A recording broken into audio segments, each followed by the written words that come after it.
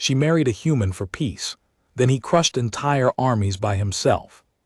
The first thing Kale did when 47 Volkai warships entered the Alderaan corridor was put down his coffee. Ambassador Lyra Sen watched him from across the treaty room. She had studied humans for 6 years. She had read thousands of their conflict reports, their long and thoroughly documented battle histories, their strange cultural habit of naming weapons after women and ships after abstract ideals. She had reviewed psychological profiles, cultural ethnographies, and diplomatic analyses written by minds far sharper than her own. Scholars who had spent entire careers trying to understand why humans did what they did and came away with more questions than when they started. She had believed, genuinely and without arrogance, that she understood them well enough to work alongside one. She had been wrong in the most instructive possible way. Nothing in any document, no matter how carefully prepared, had readied her for the way Kale set that mug on the table, slowly, deliberately, like a man setting down something he fully intended to return to once more pressing matters had been resolved. And then he looked at the tactical display with a calm that had no translation in any of the 6 languages she spoke fluently. Not the calm of stillness, not the calm of someone whose mind had stopped processing. Calm like a storm holding its breath before deciding what it intends to become. General Oren, her primary aide, was scrolling through the data feed with visibly trembling fingers. His kind, the Neth, had evolved on a world rich in predators and desperately poor in places to hide. Millennia of that existence had written a very specific physiological response to threat into their bodies, and right now every line of that response was showing. The tips of his secondary ears had shifted to the pale gray that indicated severe cortisol elevation. His secondary hands, the smaller pair tucked below his primary arms, moved in tiny jerking patterns that he was clearly trying to suppress without success. He looked like a man who had already accepted a terrible outcome and was now simply waiting for its specific shape to arrive. "How many confirmed?" Kale asked. His voice was the same as it always was, low, unhurried, precise, not hushed in the way of someone afraid to make noise, quiet in the way a river is quiet just before the ground drops away and it becomes something with considerably more purpose and speed. 47 combat vessels. Oren said the number, and the room absorbed it the way rooms absorb large numbers that mean the wrong thing slowly, reluctantly, with a kind of physical resistance. Vanguard formation, full deployment. Their secondary wings are still moving into flanking positions. They disabled the relay station at Korath 11 minutes ago and have jammed the outer sector communications grid. He looked up from his screen with the expression of a person who has run out of useful things to say and is now simply reporting facts, because facts are all that remain. "Sir, the Volkai do not send 47 ships to negotiate." "No," Kale agreed, "they don't." Lyra kept her face composed. It was a skill she had been developing since before she could remember, the ability to present exactly the level of calm that a situation required and not 1 degree more. Her heart was doing something rapid and uncomfortable behind her ribs, and she was aware with a particular distant clarity that the room around her was reacting in a dozen different directions across a dozen different species, and none of those directions were confident. Volkai warships were not simply weapons. They were a statement about the fundamental nature of force itself. Their hulls were grown, not constructed, from the compressed mineral remains of dead planets. Each vessel carried in its structure the literal weight of something that had once existed and no longer did. Their crews did not sleep. They did not rest. They processed information and refined their strategies, and held sustained attention on a target with a mechanical consistency that no purely biological species had managed to match in extended combat operations. In 11 months they had taken 6 star systems. In 11 months they had not been stopped. Not by superior defensive technology, not by coordinated blockades, not by the desperate improvisation that smaller powers reach for when they have exhausted their better options. Kale picked up his coffee and took one more slow, deliberate sip. "Lyra," he said, using her given name without her title, which he always did when he felt formality had stopped contributing anything useful. "Tell me the treaty terms for this corridor." "Exact language." She steadied herself and spoke from memory, because Lyra Sen did not attend to important things without attending to them completely. "The Alderaan Corridor falls under the Sen-Havorson Accord, ratified 14 months ago by all 4 governing species, and formally witnessed by the full Galactic Compact Council. It is designated neutral territory under permanent joint administration. Transit of any military force exceeding 5 vessels in aggregate requires written consent from all 4 governing species, submitted no less than 72 hours in advance. Failure to comply constitutes an act of breach. Under Compact Emergency Law, Article 7, any signatory may authorize defensive military response following confirmed breach by another signatory." He nodded once. "And the Volkai signed this accord?" "They signed it 14 months ago. The collective's primary council ratified it formally. It is binding in every applicable legal framework." He set the mug down for the last time with the same deliberate care he had shown setting it down the first time. "Then they are not invading. They are making a very expensive mistake." He turned to look at General Oren with complete directness. "Get me a communication line to their fleet commander. Now, please." No one in the room moved for one long, stretched second. "Now, please," Kale said again, the same voice, the same tone. The please was not courtesy in that moment. It was a very specific pressure applied to a very specific point, and Oren moved. Lyra had married Kale 7 months ago. The union had been political in its origins, which was honest enough, more honest, she had sometimes thought, than most arrangements that began with ceremony and public declaration. The Sen were one of 4 species that jointly administered the Alderaan Corridor, a stretch of space so strategically essential and so rich in rare element deposits that every major power in the Galactic Compact had maintained a permanent interest in who controlled it and under what precise conditions. When humans had appeared in the known systems 3 years prior, unexpected and not fitting neatly into any existing category, the Compact had grown cautious in the way that large collective bodies grow cautious, slowly, with extensive internal discussion, and while making polite conversation about other things. Humans were not aggressive in any obvious way. They did not posture or issue formal declarations of expansion. They simply arrived in new places and began doing things with a quiet confidence that suggested they had already decided they belonged there, and were not especially interested in discussing whether anyone else agreed. The marriage alliance had been proposed as a stabilizing measure by someone senior in the Compact's diplomatic corps, who believed that binding a human representative to one of the corridor's governing families would create the kind of structural incentive for cooperation that informal agreements rarely managed to sustain. Lyra had analyzed the proposal from 3 different angles before accepting it.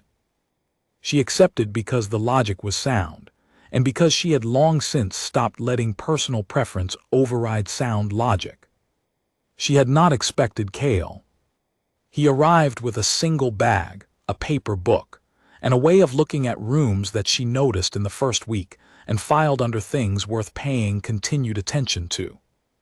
Not the way visitors or tourists look at spaces, cataloging from memory, noting the pleasant features. The way someone looks at a room they expect to need to move through quickly under difficult conditions. She had categorized this and moved on, and had been adding to the file ever since. He was not what anyone had assumed. They had assumed a diplomat, trained in the careful art of sounding cooperative while committing to as little as possible. What they received was a man who said exactly what he meant, listened with complete and genuine attention, and occasionally produced ideas that emerged from some interior process that left no visible trace. The way objects appear on a table without anyone seeing them placed there.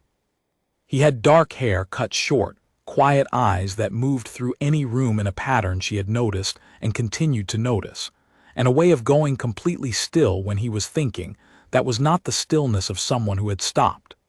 It was the stillness of something with considerable internal motion that had simply chosen not to show it externally. She had spent the first 2 months attempting to categorize him. She had eventually accepted that her inability to do so was itself informative. The communication line connected. Commander Dreth appeared on screen. He was broad across the chest, his 6-layered eyes focused at a point slightly past the camera, the way senior Volkai officers always looked when they had already decided the conversation was settled before it began. His rank insignia, plain and unornamented on the left side of a uniform that bore no other decoration, had seen 7 campaigns across 4 decades of active service. "You are the human representative," Dreth said. His translation collar rendered the words in flat, even tones stripped of any inflection that might have indicated what lay beneath them. "I am." Kale's voice had not changed at all since the beginning of this. "And you have 47 ships in protected neutral space in clear breach of the Sen Havorson Accord that your collective signed 14 months ago. I am asking you to turn them around." Something moved in Dreth's expression. Not surprise. Volkai senior commanders did not surprise easily. More like a recalibration, happening in real time behind those 6-layered eyes. "The Alderaan corridor will belong to the Volkai collective within the hour," Dreth said. "We recommend all current administrative personnel begin preparing for transition protocols. Resistance at this operational scale will not produce meaningful results." "That is a no," Kale said. "That is a statement of fact about the situation." "Heard you clearly." He nodded once, the nod of someone acknowledging that a position has been stated, not validating the position itself. "I want it on the record that you were warned and that you declined to take the warning. When historians study this engagement, the sequence should be clear." "There will be nothing for historians to examine," Dreth said. "You have 8 ships in range. We have 47. "Yes," Kale said, and he ended the transmission. The room was very still. 8 different species represented in this single treaty chamber, every delegation present for what had been scheduled as a routine administrative session, and not one of them speaking. Lyra looked at him. He was already turning toward the command hub, moving with the unhurried purpose of a man who had already worked out everything that came next, and was now simply closing the distance between himself and the beginning of it. "Kale," she said. He stopped and turned to face her fully, because he always stopped when she spoke directly to him. She had noticed this in the first 2 weeks and had not stopped noticing it since. 47 warships, she said. "Yes. We have 8 ships." 8, he agreed. He neither deflected the number nor attempted to minimize it. "Can you get me access to the full corridor defense grid, all relay infrastructure?" "Why?" He looked at her with the expression she had spent 7 months attempting to name. The expression that lived between certainty and decision, in the narrow space where a person has already chosen an outcome and is now working backward from that chosen outcome to find the path toward it. "Because I have an idea that will need approximately 40 minutes to execute, and I would like to begin immediately. Get me Captain Dara Low on the Steadfast. Tell her to have the ship at full readiness when I call." He turned back toward the hub. She followed him because of all the things 7 months had taught her. One of the most consistent was that following Kale when he moved with purpose was reliably more productive than standing still and watching him go. 2 days before the Volkai fleet entered the corridor, Lyra had been sitting across the small table from Kale watching him read the paper book. Not a document projection floating in the air above the table. Not a data file formatted for quick reference. A physical book, old enough that the spine had softened with years of repeated opening, the pages carrying the particular quality of things that have been read many times and are deeply comfortable being read again. "What is it about?" she had asked, setting down her tea. He looked up. He always looked up when she asked him something directly, without any of the distracted half-attention that busy people often offer to questions that interrupt their focus. Human military history, specifically the parts where smaller forces won against much larger ones, holding actions, tactical misdirection, situations where the arithmetic was against you, but the final outcome was not. She looked at him steadily for a moment. Why now? Because I filed a threat assessment to the Council 6 days ago, and I do not believe it received careful attention, and the Volkai staging movements in the outer sectors look like a pre-invasion formation pattern to me. He turned a page. His voice was the same as it always was. I may be wrong about the staging pattern. I am not wrong that the assessment was not read carefully. She set down her tea completely. Show me the assessment. He pulled it up and slid the screen across the table without comment, which was his way of giving her something without making anything of the giving. She read it. The document was thorough and dense with specific observations, the kind that required actual sustained reading rather than skimming, which was probably why it had suffered in whatever triage system handled incoming Council documents. She examined the comparative formation charts he had built from 3 centuries of Volkai movement records. She read the historical pattern comparison section twice, because it deserved to be read twice. Something settled in her chest, not quite alarm and not quite certainty, but in the useful space between them where decisions could be made. You filed this 6 days ago, she said. Yes. And you have been reading about holding action since then. Yes. She handed the screen back. He took it without expression. She studied his face for a moment, looking for what was underneath the steadiness, and found it, not worry, something more patient than worry, the look of a person who has placed a careful bet on something they have thought about thoroughly and is now waiting to see how the table develops. She meant to follow up on it that afternoon. She meant to request an emergency briefing the next morning. She had let other immediate work move to the front of the queue, and then the morning session had started, and she had let the thread drop. And 3 days later she was standing in the command hub watching him access the defense grid with the focused calm of a man who had been building a specific solution for a week and had just been handed the exact problem it was designed to solve. The timing is deliberate, he said to her as he worked, not turning to check if she was keeping pace with him. He knew she was. The Volkai Governing Council meets in 72 hours. Under their internal law, any territorial claim actively held at the time of a council session is treated as preliminary fact. It does not immediately transfer sovereignty, but it creates a legal basis that is significantly harder to reverse, because you are then arguing against their internal governance structure while they physically occupy the contested space. Every day they hold it, the argument gets harder. So we cannot simply delay them. We have to stop them completely. Yes, and stopping 47 ships with 8 ships is not a calculation that ends well in the standard way of running it. He pulled up the relay buoy network across the grid. 41 of them, scattered throughout the corridor, each one a fixed communications point built to carry signal across vast distances with perfect fidelity. He looked at them with the particular attention he gave to things he had already fully thought through and was now confirming. Their sensor systems are designed for long-range detection, passive arrays, exceptional range, extremely reliable. Their weakness is in close-range discrimination, in telling the difference between a genuine ship signature and a very precisely constructed false one. She saw where it was going before he reached the end of it. The relay buoys can transmit anything formatted correctly in the right authentication protocol.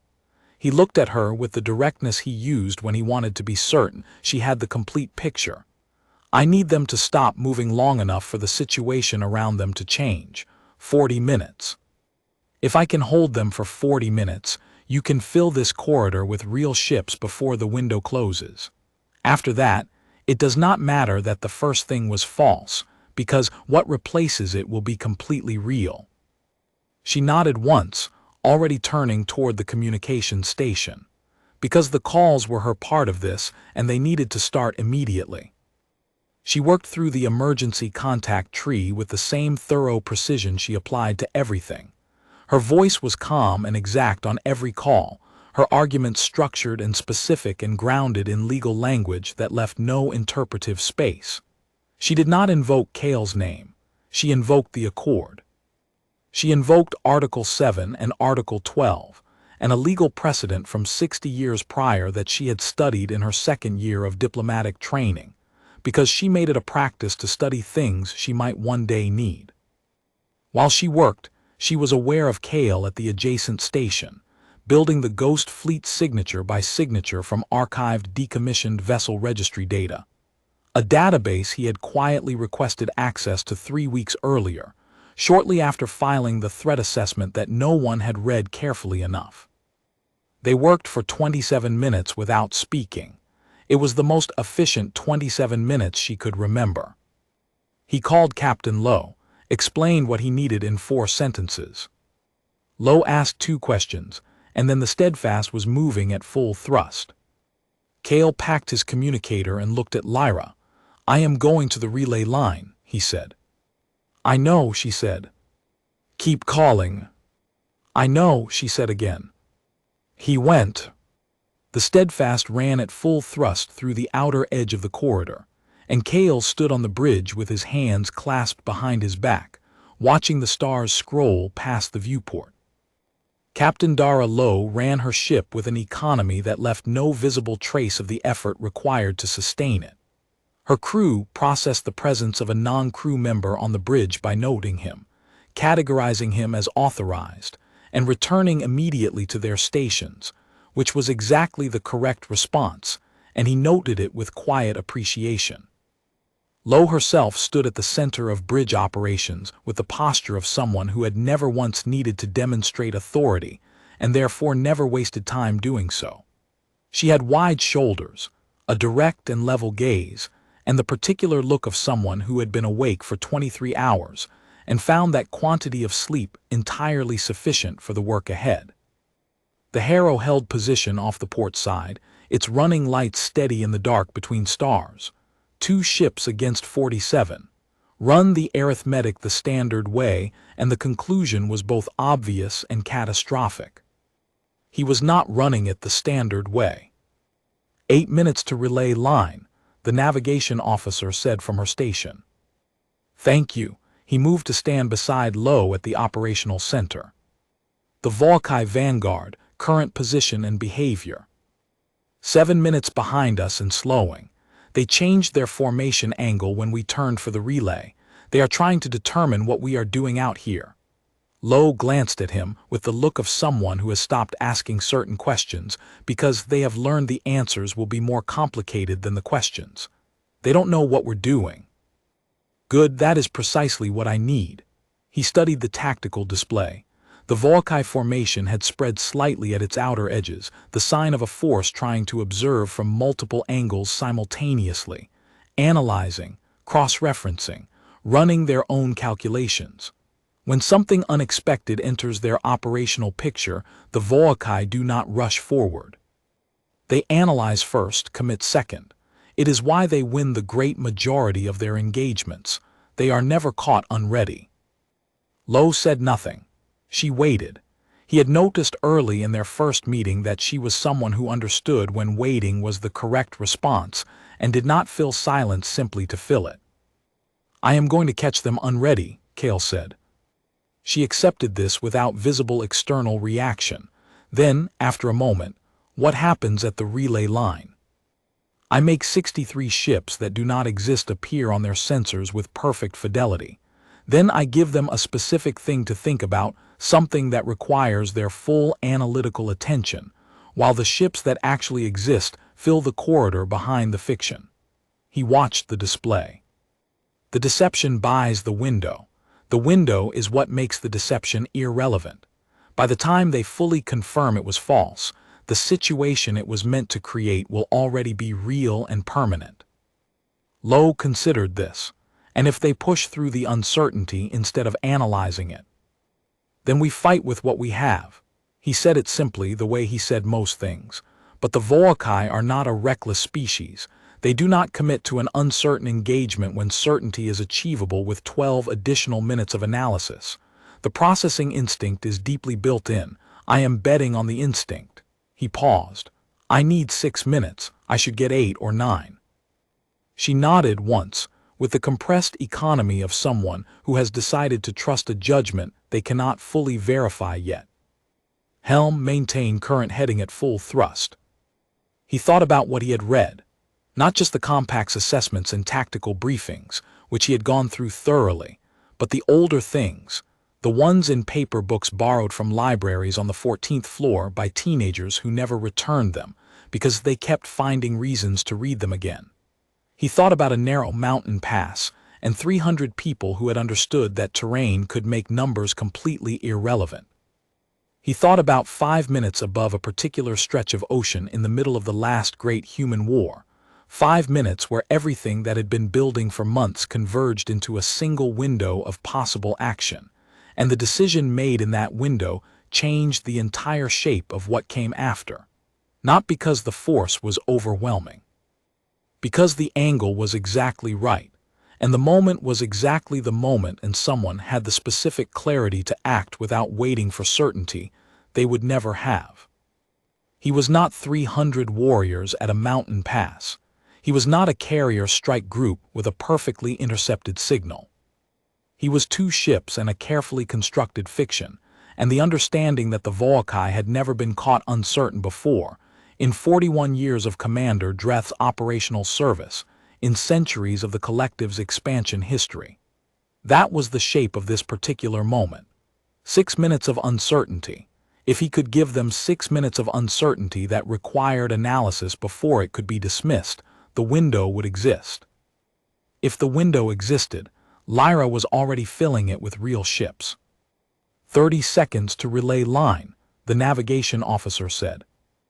Open the broadcast array, full power, all 41 relay buoys on simultaneous activation, on my mark. The communications officer looked to Lo. Lo said, do it. Ready. Outside the viewport, the stars were exactly what they had always been, permanent and indifferent, full of the next thing and the thing after that and all the things that had ever happened between them. Mark, Cale said. All 41 relay buoys in the Alderaan corridor activated in the same instant. Each one began transmitting a ship registry ping, formatted with exact precision in the full authentication protocol of the Galactic Compact Emergency Military Directive System, Article 7 Response Activation. Every ping carried an IFF signature, the standard identification that every warship sensor array in the known galaxy was built to receive and process automatically without requiring conscious direction from a crew. The signatures had been fabricated over the previous hour from the archived registry data of decommissioned vessels, each one built with the care and precision of something that had to be exactly right or not right at all. Each signature said in the language that sensors read without thinking, I am a ship, I am real, I am here, I have answered the summons. 63 additional signatures, all of them appearing at once across the full breadth of the corridor. Cale watched the tactical display. The Volkai formation stopped. He counted in his head, 1, 2. He was aware of the bridge crew around him holding a collective stillness that had not been requested and did not need to be. 3, 4, 5, 6. They are holding position, the navigation officer said, her voice barely above a whisper. Yes, Cale said. He watched the tactical icons carefully. The Volkai vanguard had not simply halted, it had drawn into a tighter defensive arrangement, their outer wings contracting inward by about 12% of their previous spread. That was a sensor sweep posture. They were not retreating. They were not pressing forward. They were doing exactly what he had counted on. They were looking. The bridge held its silence. The only sounds were the ambient processing of instruments doing their quiet mechanical work, the particular undertone of the drive cores at sustained ready thrust, and the soft cycling of the environmental system. Nothing that required human attention. Everything that required human patience. How long do we have before they complete a full spectral analysis pass? Lo asked. She kept her voice low, which was not necessary at this distance, but was the instinct of someone who understood that certain moments deserved a particular quality of sound. The first pass will take between 4 and 6 minutes depending on their array configuration. He moved the tactical overlay slightly to show her the ghost fleet distribution across the buoy network. 63 signatures spread across the full breadth of the corridor creates an analysis problem, not just a data problem. They will confirm the signatures are present. They will confirm each one reads correctly. The problem is that 63 compact response vessels in perfect simultaneous deployment does not match any prior recorded event in the historical database. The compact has never activated Article 7 at scale. They will spend additional time cross-referencing against precedent they do not have. So the longer they look, the less certain they become. Yes, each analysis pass that produces a confirmed signature with no contradicting data point extends the uncertainty. The architecture of the doubt is self-reinforcing up to a threshold. He watched the formation. It had not shifted. We need them to stay in that uncertainty until the first real ships enter sensor range. At that point, the real and the false occupy the same tactical picture simultaneously, and disentangling them becomes a significantly different and significantly longer problem. He pressed the internal channel. Communications, is Lyra on the standby frequency? She is monitoring, the communications officer said. She has not transmitted. I believe she does not want to occupy the channel while you may need it. That was exactly right. He knew she would be at the communications station, running 4 simultaneous calls with 4 different compact command structures. Her voice exactly the same on each one, calm and precise, and giving each delegation the specific legal language they needed to hear to make the correct decision. She would be managing the timing of the incoming ships with the same methodical precision she applied to everything important, which was everything she touched. He did not need to check on her. He had not needed to check on her since the first month, when he realized that Lyra Sen's definition of doing a thing was completing it entirely to the standard it required, not the standard the situation tolerated. On the display, a small indicator shifted at the edge of the Volkai formation. The outer secondary wing had adjusted its facing by approximately 15 degrees, a sensor reorientation toward the deep corridor quadrant where the false signatures were most densely clustered. He watched it. He kept counting. 7 minutes and 40 seconds. They are beginning a second pass analysis, the navigation officer said. She had been tracking the sensor emission patterns from the Volkai formation and was reading them the way an experienced bridge officer reads the body language of a ship, not from any single indicator, but from the overall shift in the configuration's behavior. Their long-range arrays are active on the deep corridor signatures. They are comparing the emission profiles against something. Their recorded registry of known active compact vessels, Kale said. That comparison will not produce a clean match, because the signatures I built came from the decommissioned registry, vessels retired between 12 and 40 years ago. Their database of active vessels will not contain those hull designations. Lowe turned to look at him, which means the comparison fails. Which means the comparison produces a result that requires further analysis. They cannot confirm the signatures match known active vessels. They also cannot confirm the signatures are false, because the authentication protocol is valid and the IFF codes are formatted correctly in every technical respect. The signatures are Ghost Registry signatures, correct in every detail except that the ships they describe were retired decades ago and are not physically present. He watched the display. A species that commits only after full analysis will run at least one more pass before that distinction becomes clear. We are in the middle of the second pass now. 8 minutes 51 seconds. Sierra appeared on his communicator display, routed through from the station. Real ships are entering the corridor from the eastern approach, she said. First 4 diverted from the Sarath patrol. Lyra has 3 more committed from the compact rapid response pool and is working 2 additional commanders.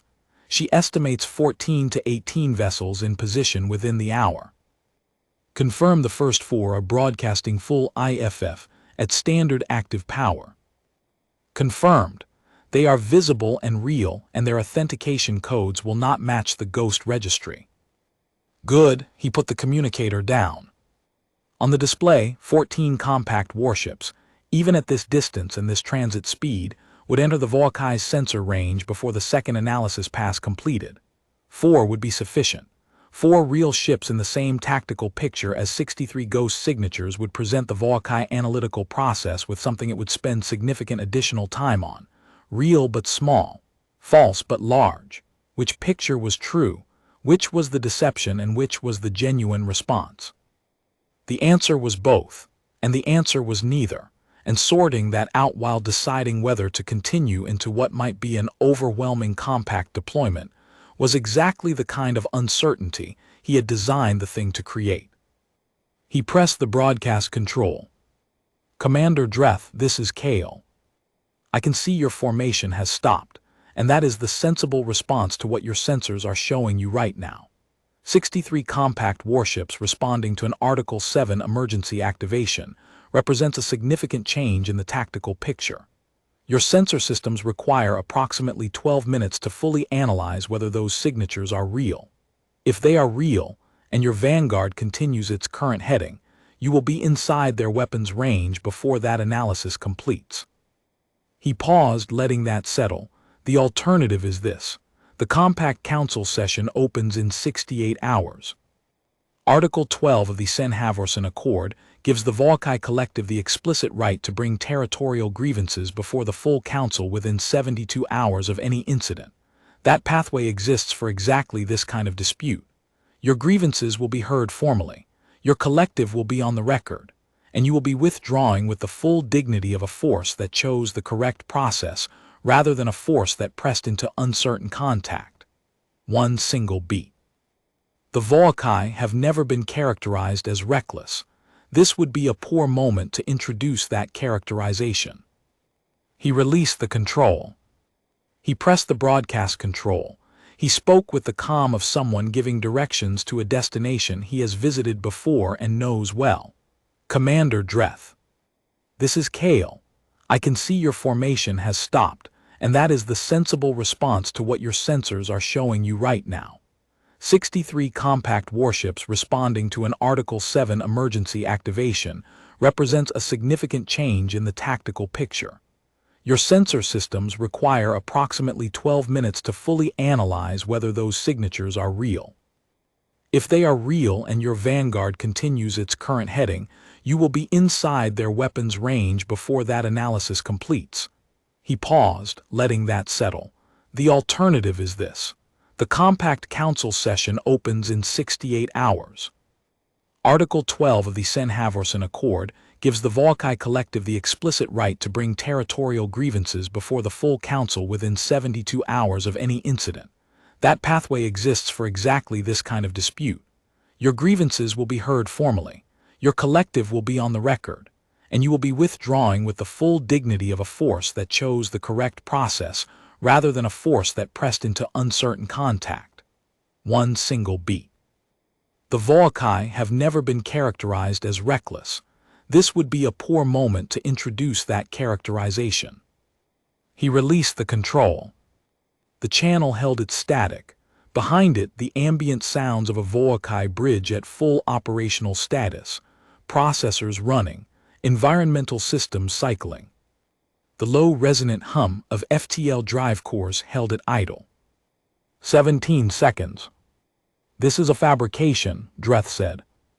The words landed in the bridge, and Kale watched the effect of them move through the crew without letting anything shift in his own expression. "That is your working theory," he said, in exactly the same voice as the beginning. "You have 10 minutes to confirm or disprove it before the question becomes irrelevant. I would encourage you to spend those 10 minutes deciding which history the Volkai Collective wants to be part of. A force that pressed forward into unverified contact, or a force disciplined enough to use the formal pathway that exists specifically for situations like this one." He let one more pause exist. The session in 68 hours is not a lesser outcome. It is the correct venue. Your arguments there will carry the full weight of the Accord's legal framework. Your withdrawal now gives those arguments their full standing and legitimacy. That is worth more than what you would gain by pressing forward today. 28 seconds of silence on the open channel. 35. 42. On the tactical display, the Volkai Vanguard wing began, slowly and without any disruption to its formation discipline, to turn. The secondary wing held for 40 additional seconds, then turned as well. Then the tertiary support formation shifted course and followed without hesitation.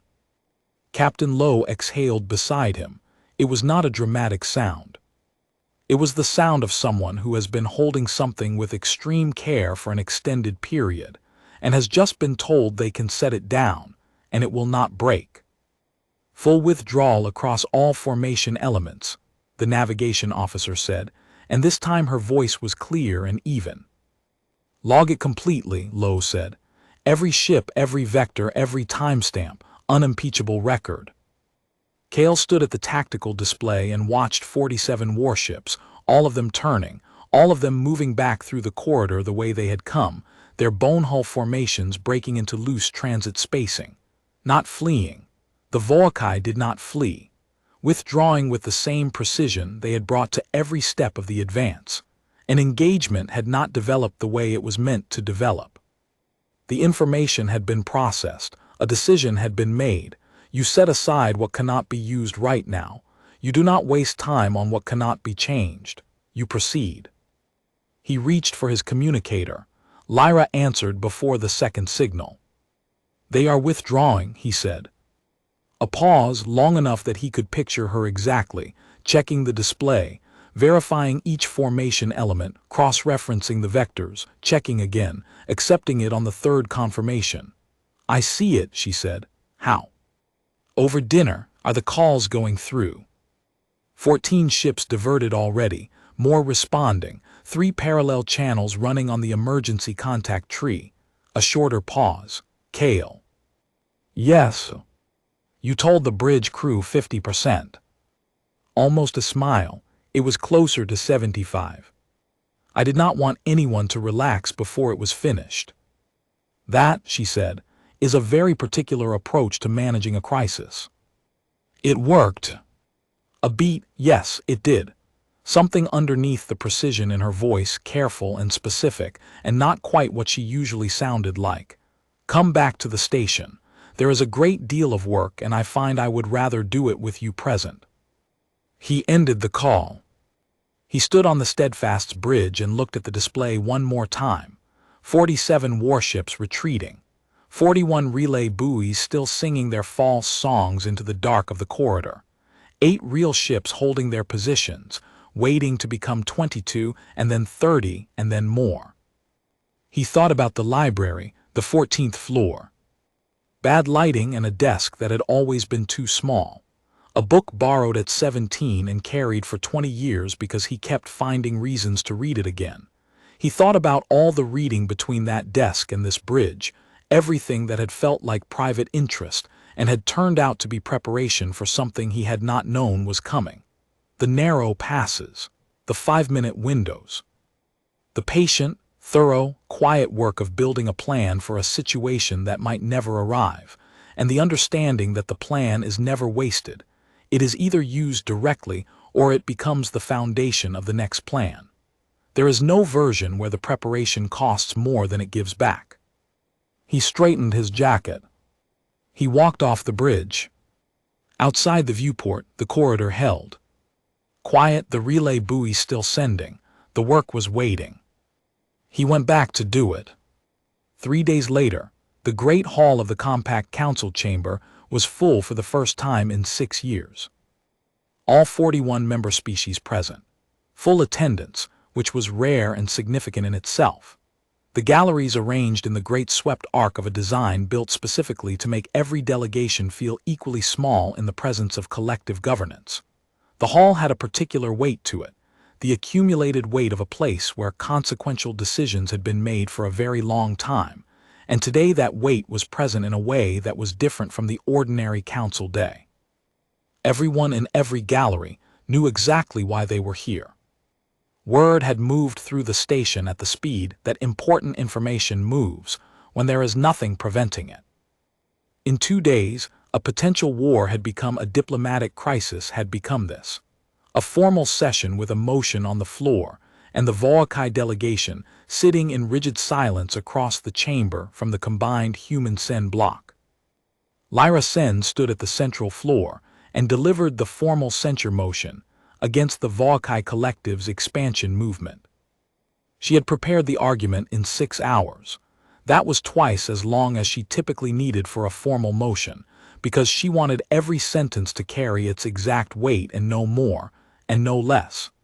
The censure was not simply a rebuke entered into the council record. It was a legal construction that, if passed by the required majority, would embed automatic defensive response protocols directly into the accord itself, triggered by any subsequent unprovoked Volkai military action in or approaching the corridor. It was a warning with its consequences already written into the structure of the warning, so that no future willingness to respond would be required. That was the only kind of warning that worked with the Volkai collective, who responded to commitments that were already in motion and not to commitments that depended on future decisions. She spoke for 22 minutes. She did not look at Kale during any of it. The argument was hers. She wanted it delivered on those terms. The vote proceeded. 33 species voted yes on the first confirmation pass. 6 more followed in the second round. The final 2, whose positions had been uncertain through the entire preceding day, both voted yes before the confirmation window closed. The censure passed. The margin made the result not particularly close. When the chamber noise rose in response, 41 species reacting to the same moment in 41 different registers, the enormous and complicated sound of collective governance absorbing a new thing and beginning to integrate it. Lyra walked across the floor and sat beside Kale in the second chair of the human delegation. Paula Greer, the senior diplomatic attaché, occupied the first chair with the composed steadiness of a person who had attended enough significant votes that one more registered as important without being exciting. "They know about the Ghost Fleet," Lyra said quietly. "Since yesterday morning," Kale said. He was watching the Volkai delegation across the chamber, 5 members, very still, processing. "Dreth contacted me. He wanted to understand how I found the formation pattern before they arrived." "What did you tell him?" "The truth.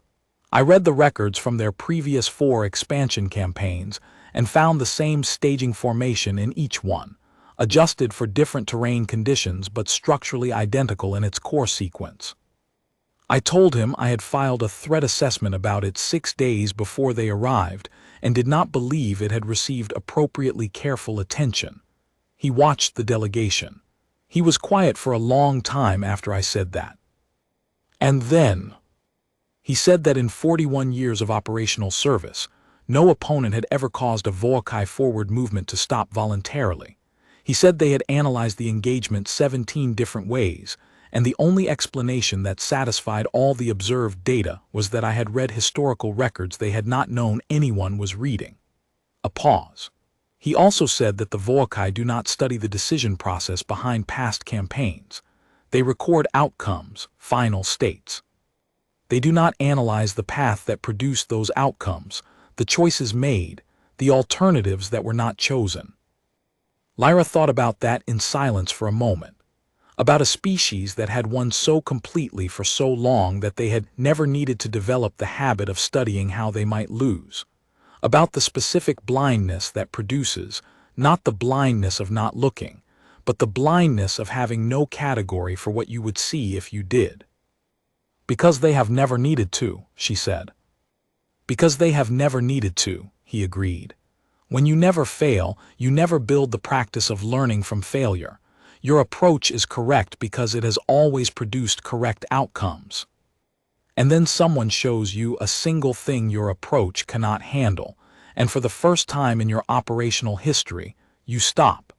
Because you have never needed to build the reflex that would carry you forward through that kind of uncertainty."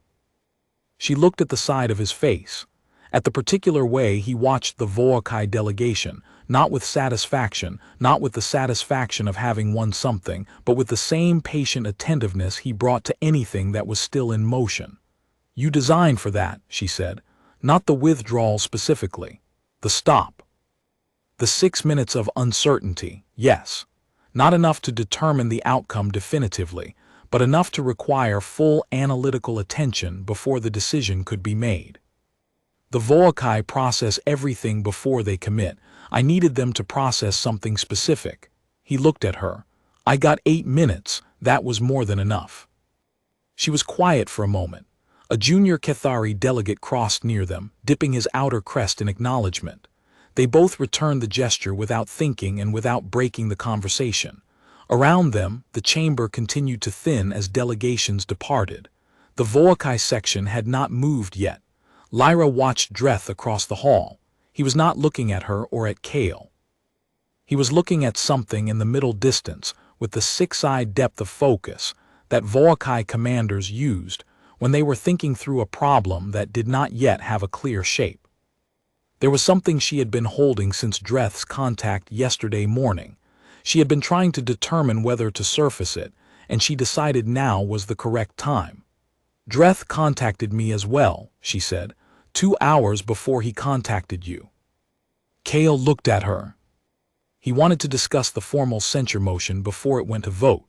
She kept her voice even and factual. He offered a private acknowledgement, not a formal one, not one entered into the compact record, that the engagement in the corridor had been conducted outside the Accord's terms. He framed it as a collective administrative error at the command authorization level. He asked whether such an acknowledgement might satisfy the Governing Council's concerns without the formal censure process. "What did you say?" "I told him the Governing Council's concerns were legal in nature, and that a legal concern required a legal resolution.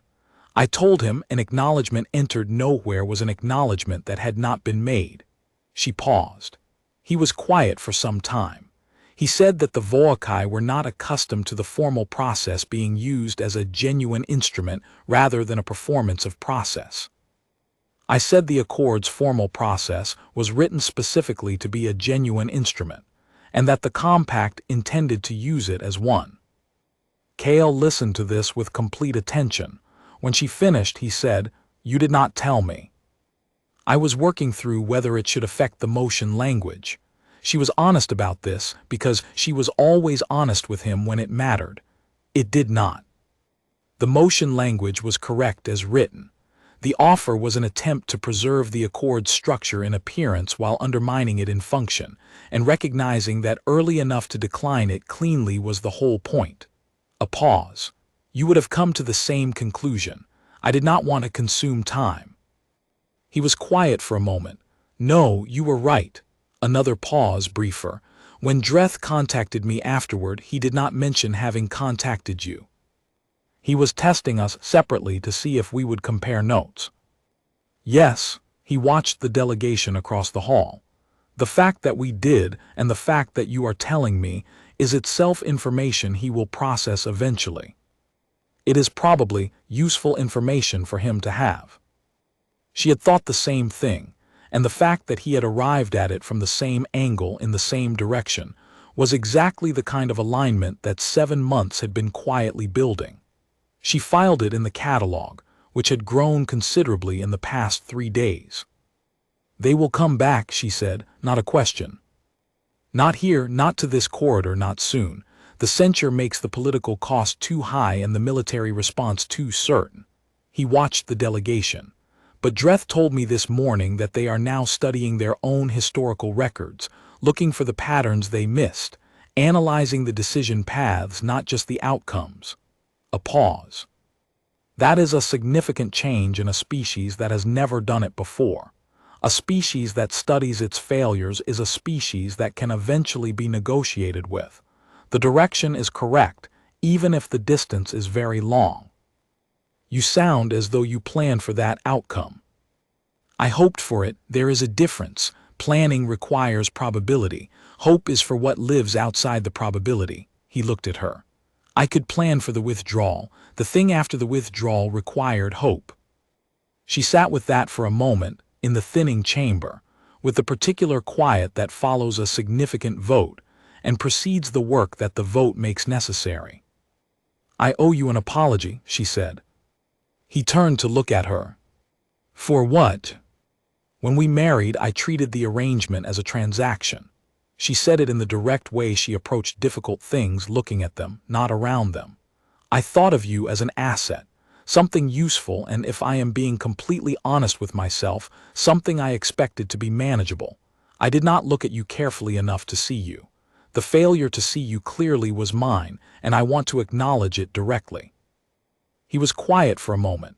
The last of the nearby delegations was filing past. The chamber was becoming the post-session emptiness that always made large spaces feel larger.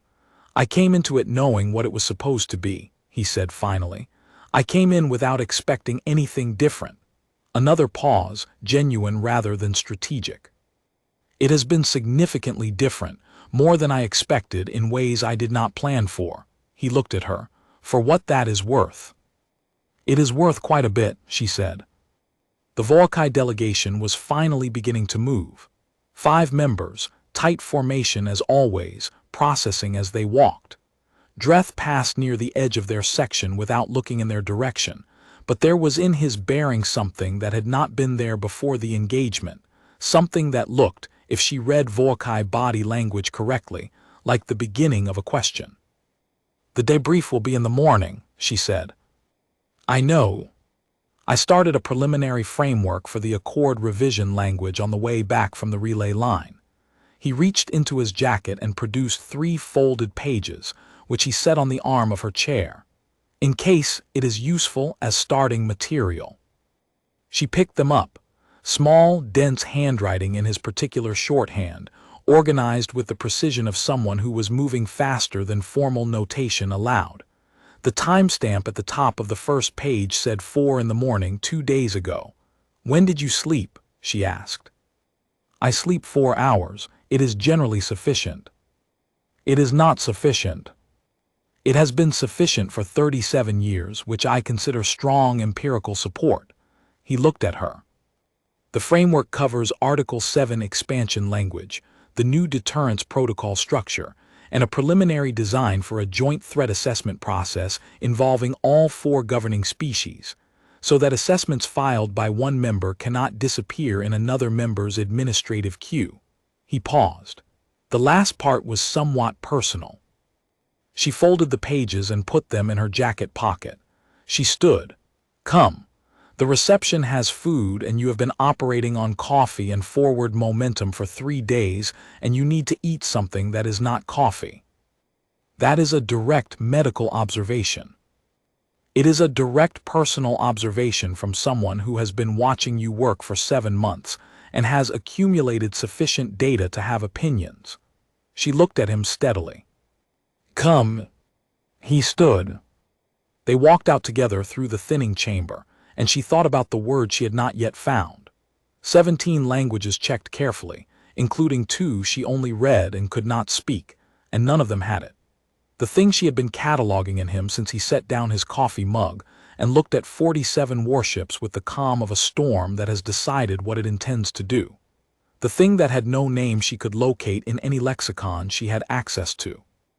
Maybe it did not need a name. Some things were better understood by the accumulation of specific evidence over sufficient time.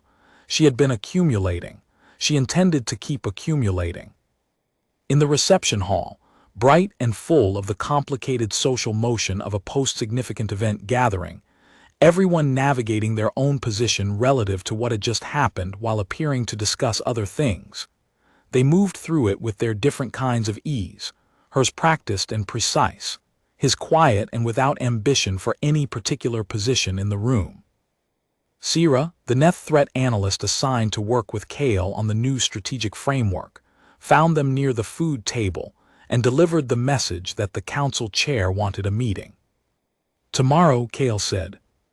"She suggested this afternoon," Sira said. "Tomorrow," he said, in precisely the same voice as before, and Sira looked at him for a moment with the expression of someone running a rapid internal calculation, and then said she would pass that along. The council chair, Lyra said, when Sierra had moved away. Can wait until tomorrow. The framework is more important than the meeting about the framework. Meetings about frameworks produce more meetings. The framework produces the thing the meetings are supposed to be about. He picked something from the table and examined it. And you told me I should eat. I did, she agreed. She stood beside him in the noise and motion of the reception. All around them, the complex machinery of interstellar governance absorbed the past 3 days and adjusted. Species that had not found common ground in years were finding angles of alignment, drawn together by the shared experience of having almost watched a war begin in the place where they all had to coexist. The Volkai's forced withdrawal had shifted something real. Not permanently, not cleanly, but enough to create movement in a situation that had been locked for longer than anyone could comfortably admit. Kale had done that, with 8 ships and a constructed fiction and 40 minutes at the relay line. She thought about the word again. She did not find it.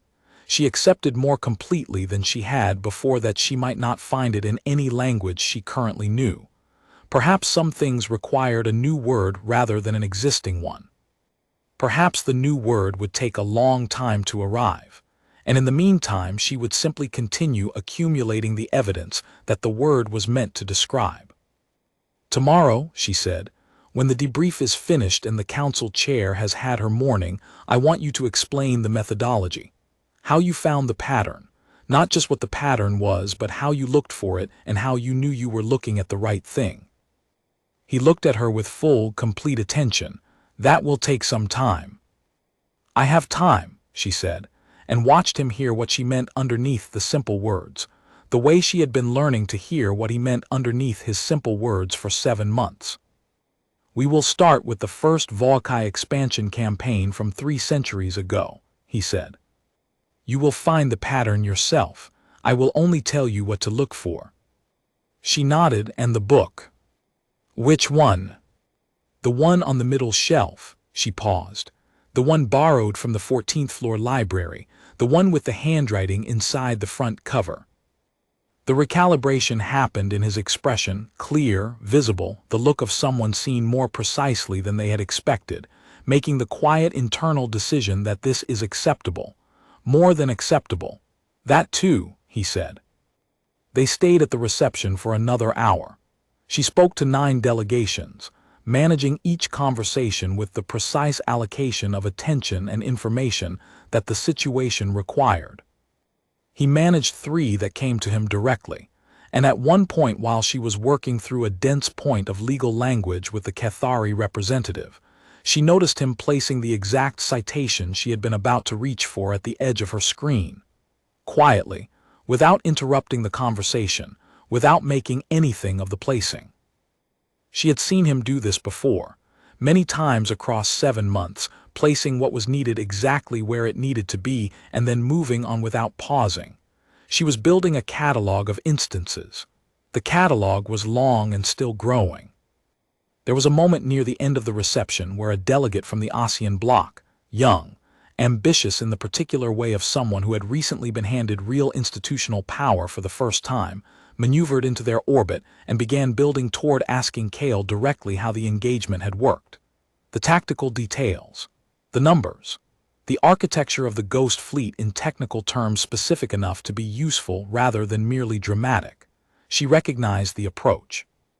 It was a form of extraction dressed as admiration, designed to obtain specific proprietary information, while its subject was off balance from the warmth of the social setting.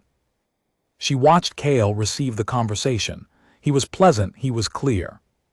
He was completely present in the exchange, offering the ASEAN delegate his full and genuine attention, and he answered every question in terms that were entirely accurate and contained precisely nothing that would have been operationally useful to anyone who did not already have it. Not because he was evasive, there was nothing evasive about it. Because he chose each word with the specific care of someone who has thought about what can be shared, what should be shared, and what is his to share and his alone, and those categories do not overlap as widely as people usually expect. When the delegate moved on, satisfied but empty-handed, Kale returned to her side without commentary. "He was attempting an extraction," she said. "Yes," Kale agreed. He had good instincts about the social angle and poor instincts about the information gap. He does not yet know what he does not know, which makes him earnest and harmless for now. He watched the young delegate work the room. He will be considerably more effective in 5 years when the gap is smaller. Worth watching. This too went into the catalog. The way he watched the room, not for threat, not for opportunity in the usual diplomatic sense, but for the thing underneath, the pattern of what someone might become, the direction a situation was building in, the question nobody was quite asking yet. Not prediction, more patient than prediction, something closer to the careful cultivation of a very long view. When they finally left and walked back through the station corridors in the blue-toned lighting of the station's night cycle, she matched his pace, and he moved at the stride he had settled into sometime in the second month, without either of them making it a thing that was settled.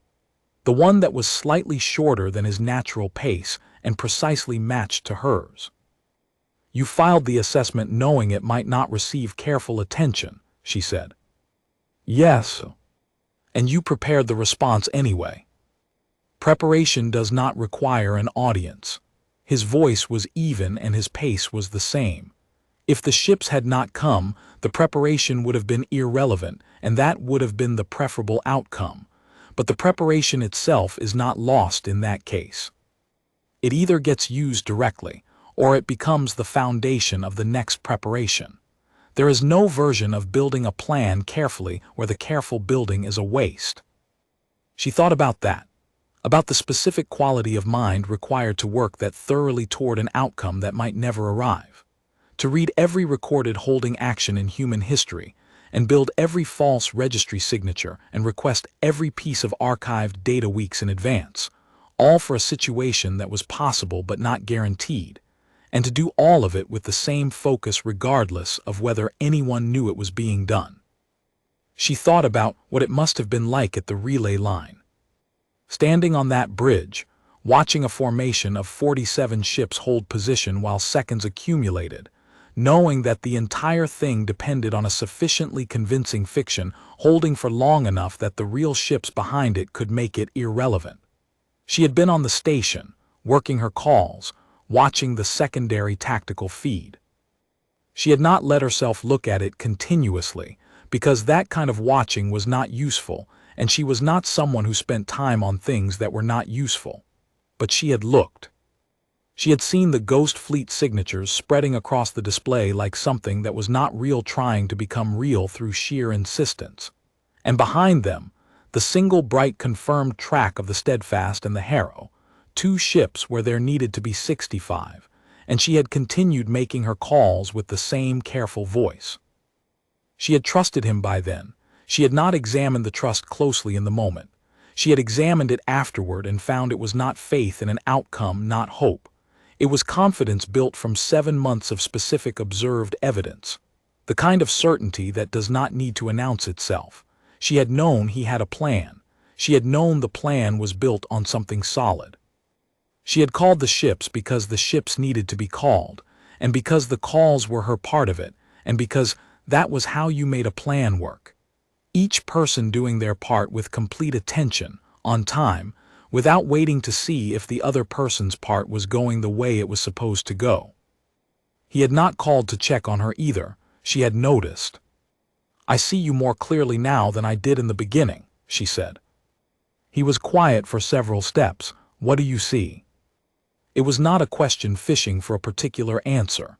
It was what it sounded like, a genuine curiosity about her honest observation, asked directly. She thought about it, about a coffee mug set down with intention, about a paper book borrowed and kept for 20 years, about a threat assessment filed into a system that failed it, and a man who prepared the response anyway. Someone who does the work regardless of whether anyone is watching, she said. Someone who reads history because losing is a problem that has many recorded solutions, and someone should remember them. Someone who places what is needed exactly where it needs to be and then moves on without making anything of the placing. She paused. "I find that I am very glad you are the one who does those things." "What?" He walked beside her in the blue light of the corridor. He did not speak for several steps. When he did, his voice had the quality it occasionally carried, something underneath the usual precision, something quieter. I came into this knowing what it was. I did not expect it to become more than that. He looked at her sideways. It has become considerably more. I find I prefer the considerably more version. So do I, she said. They reached their quarters. She went to the desk with his 3 folded pages. He went to the coffee equipment, because some things were reliable even at the end of very long days, and reliability was its own kind of language. She unfolded the first page and read the preliminary accord revision framework properly for the first time, giving it the full attention it deserved. It was, as most things he produced were, considerably better than it had any right to be given when and how and under what conditions it had been written. He made coffee and brought her a cup without asking. She took it without thanking him, because they were past the kind of distance that turns a cup of coffee into a thing that requires acknowledgement. She drank, she read, she paid attention. Outside the viewport, the corridor held. Real ships on patrol, honest signals from the relay buoys, the stars going on being what they had always been. And somewhere in the outer sectors, Commander Dreth was reading records he had never thought to read before, looking for the pattern a human had found before him, beginning the slow and unfamiliar work of learning from what had not gone the way it was supposed to go. That was the beginning of something. It would take a long time, but the direction was correct, and the direction was what mattered most right now. She turned to the second page. She kept paying attention. Outside, the corridor held its quiet. The work continued, and the catalog grew.